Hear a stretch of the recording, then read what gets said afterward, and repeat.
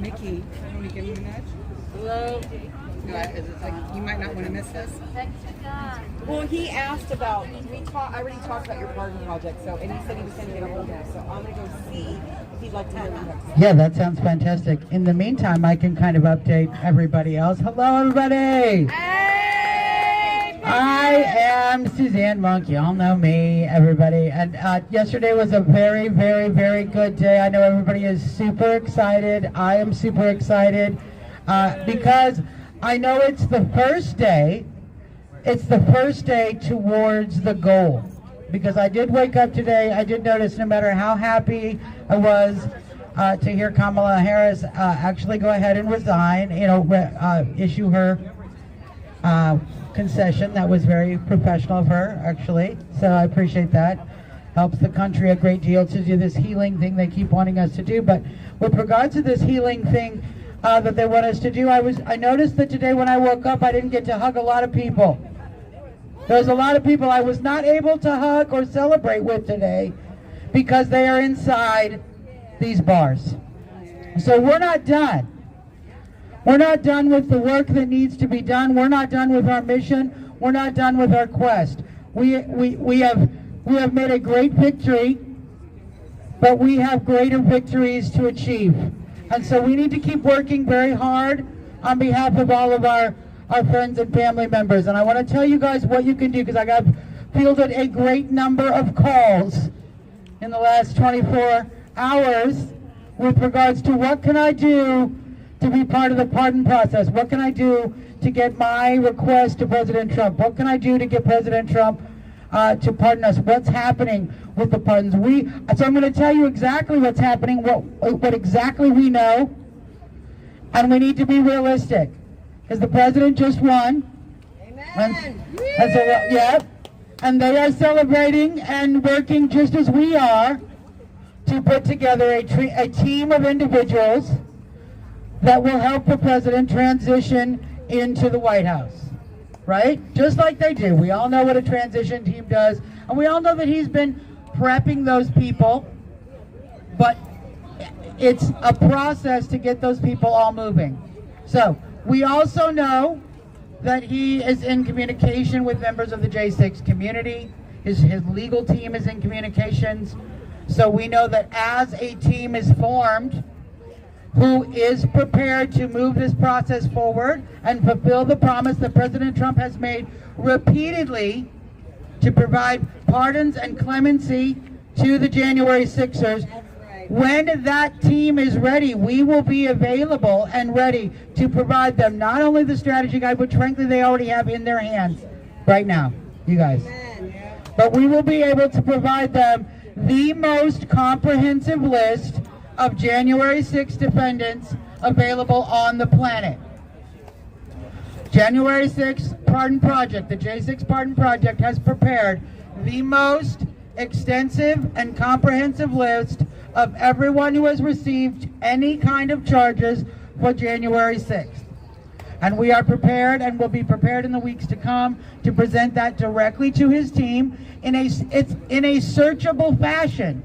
You know, there's so many things that we talk about what might happen going forward.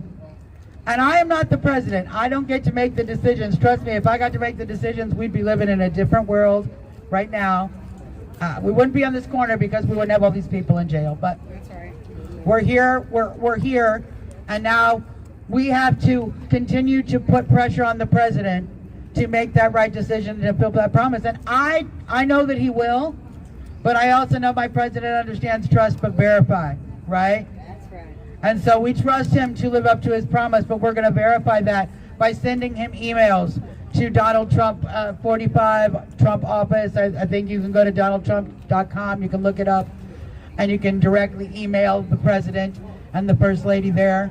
You should be doing that and reminding him that he made a promise, committed to all of these January 6ers to provide them the necessary clemency for the failure of justice that has occurred for all of them. Due process has been denied again, and again, and that's the other thing that the J6 Pardon Project database is able to measure, is the due process of denial of speedy trial. of using excessive superseding indictments to threaten and bully people into taking plea agreements, to using excessive and unnecessary charges. We've seen it over and to using pre-trial detention. How much does that hit close to our hearts standing here where that happens over and over? So we've seen these abuses, we've calculated these abuses, we've measured them, and we're going to be able to provide that in a usable format for the president and his team. So that's what we've done. Now what can you guys do to make sure that the president lives up to his promise? Like I said, number one, we need to reach out to the president, keep putting that pressure on him. That's right. But you can also keep putting that pressure on our governors, on our Congress members, our newly elected Congress members who are going to want a lot of positive voters. That's right. They want positive, happy people. They want to show off when they show up. This is the way they can do that. Tell them, go to the president, use your voice, use your connections to the president, tell him you support the January 6th pardons. That's what we're asking from our members of Congress to do, our elected officials. This pressure can help make sure that the president fulfills his job. And as we move forward in the process, and we see the team put together, and it is my hope, and I'm saying this in part because I know the news cameras can hear this, it is my hope that President Trump will not only work to rectify the injustice that has occurred here in the January 6th community, but work to rectify injustices that have occurred throughout our prison system, throughout our justice system.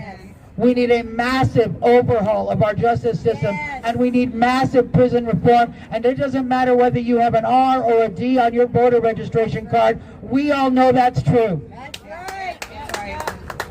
So I'm looking forward to President Trump coming back and doing some things to help rectify the conditions in this detention center that may or may not have anything to do with January 6ers, because I'm hoping they'll all be out by then. Amen.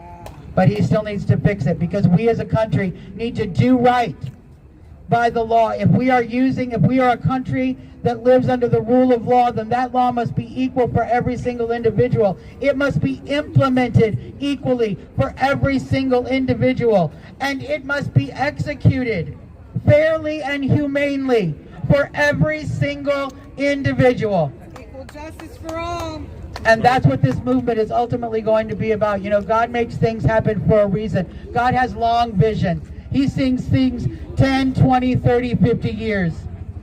And I hope that the suffering that all of us have shared over the last several years, that we hope very soon will come to an end.